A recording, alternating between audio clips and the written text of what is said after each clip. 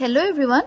18 আগষ্টৰ পৰা 21 আগষ্টলৈকে 4 দিনীয়াকৈ আমাৰ দৰং জিলাত TARL ৰ প্ৰশিক্ষণ অনুষ্ঠিত হৈছিল আৰু মোৰ ভেন্যু আছিল নেহৰু স্মৃতি বালিকা বিদ্যালয় আৰু সেই সূত্ৰে মই সময়মতে 9:30 ত গৈ উপস্থিত হৈছিল। আমি প্ৰথমতে গৈয়ে প্ৰি টেষ্ট দিবলগীয়া হৈছিল আৰু প্ৰি টেষ্টৰ পিছতে আমাৰ শ্ৰদ্ধাৰ আৰপি সকলে TARL বা টিচিং এট দ্য ৰাইট লেভেলৰ বিভিন্ন উদ্দেশ্যসমূহ আমাৰ আগত ব্যাখ্যা কৰিছিল। প্ৰথম দিনাখন আমাক টিচিং এট দ্য ৰাইট লেভেলৰ মূল আভাসটো দিবলৈ চেষ্টা কৰা হৈছিল।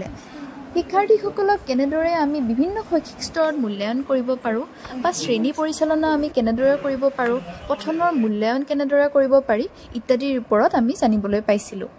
এনেদৰে আমাৰ প্ৰথম দিনৰ প্ৰশিক্ষণ সমাপ্ত হৈছিল।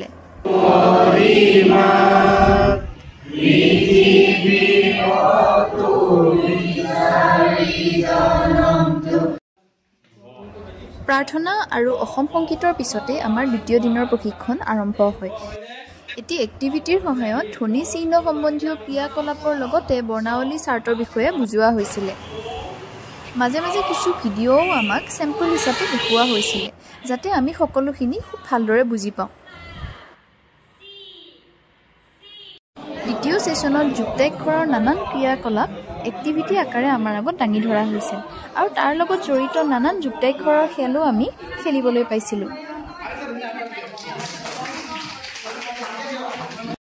লাঞ্চ ব্ৰেকত আমি ওচৰতে থকা গান্ধী স্মৃতি কাষৰ পুখুৰী এটিলৈ গৈছিলোঁ। থাৰ্ড সেশনটো আছিলে মাইণ্ড মেপিঙৰ ওপৰত আৰু আমাৰ দলটোৱে মাইণ্ড মেপিঙৰ ওপৰত এক্টিভিটি পাৰফৰ্ম কৰিবলগীয়া হৈছিল। মাইণ্ড মেপিং হৈছে এনেকুৱা এটা ক্ৰিয়াকলাপ যিটোৰ দ্বাৰা কোনো বিষয়ক সৰলভাৱে বুজি পোৱাত সহায় হয়। ইয়াৰ দ্বাৰা নতুন নতুন শব্দ আৰু শব্দৰ লগত জড়িত সম্বন্ধবোৰ আমাৰ শিক্ষাৰ্থীসকলে শিকিব পাৰে। মাইণ্ড মেপিং ক্ৰিয়াকলাপৰ বাবে শিক্ষকজনে প্ৰথমতে এটা শব্দ নিৰ্বাচন কৰিবলগীয়া হয়। আমাৰ এই এক্টিভিটিৰ ক্ষেত্ৰত বাইদেৱে বিদ্যালয় শব্দটি নিৰ্বাচন কৰিছিল আৰু তাৰ ওপৰত নিৰ্ভৰ কৰি আমি তাৰ লগত জড়িত বিভিন্ন শব্দ ছাত্ৰ ছাত্ৰী হিচাপে কৈ গৈছিলোঁ। শব্দসমূহ লিখা হোৱাৰ পিছত শিক্ষাৰ্থীসকলক সিহঁতৰ স্তৰ অনুসৰি বিভিন্ন ধৰণৰ এক্টিভিটি প্ৰদান কৰা হয়। দ্বিতীয় দিনৰ প্ৰশিক্ষণো আমি এইদৰে সমাপ্ত কৰোঁ। পুনৰ নতুন উদ্যমেৰে তৃতীয় দিনৰ প্ৰশিক্ষণটিলৈকে আগবাঢ়ো।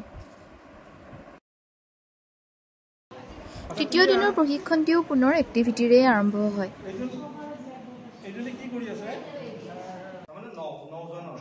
সম্পূৰ্ণ দুদিন আমি ভাষাৰ বিষয়ে শিকিবলৈ পোৱাৰ পিছত আমাৰ তৃতীয় দিনাখন আৰম্ভ হৈছিল গণিতৰ কাৰ্যকলাপ। মাজে মাজে আকৌ আমি টি ব্ৰেকো পাইছিলোঁ আৰু সেই টি ব্ৰেকৰ সুযোগ লৈয়ে আমি বিভিন্ন ফটো আৰু ভিডিঅ' উঠিছিলোঁ।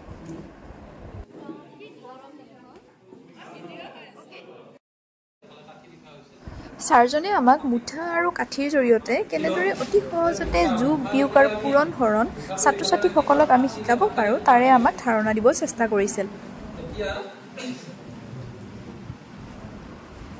সৌভাগ্যক্ৰমে সেইদিনাখন আমাৰ মাজত প্ৰথম ফাউণ্ডেশ্যনৰ বাবলু চাইমন ছাৰো আহি উপস্থিত হৈছিল।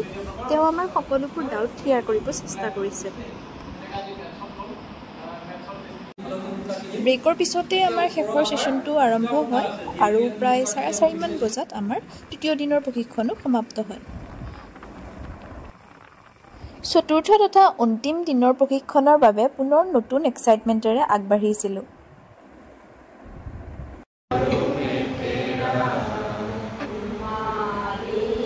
চতুৰ্থ দিনৰ প্ৰশিক্ষণৰ বাবে আমাৰ মাজত আহি উপস্থিত হৈছিল দৰং জিলাৰ KRP শ্ৰদ্ধাৰ সমুদ্ৰ ছাৰ। সমুদ্ৰ ছাৰে আমাৰ আৰপিসকলক গুৱাহাটীত প্ৰশিক্ষণ দিয়াৰ উপৰিও তেওঁ যিখন মডিউল আমি প্ৰশিক্ষণত ব্যৱহাৰ কৰিছিলোঁ সেইখন মডিউল প্ৰস্তুতৰ ক্ষেত্ৰত তেওঁ আগভাগ লৈছিল। আজি 4 দিনে আমি যিমানখিনি শিকিছিলোঁ তেওঁ গোটেইখিনি কথা থোৰতে আমাক বুজাবলৈ চেষ্টা কৰিছিল আৰু নানান নতুন কথাও আমি তেওঁৰ পৰা শিকিবলৈ পাৰিছিলোঁ। আৰু KRP ছাৰৰ পিছত আমাৰ আৰপিসকলে নিজৰ ছেশ্যনসমূহ পুনৰ আৰম্ভ কৰে আৰু শেষত আৰম্ভ হয় আমাৰ ফটো ছেশ্যন।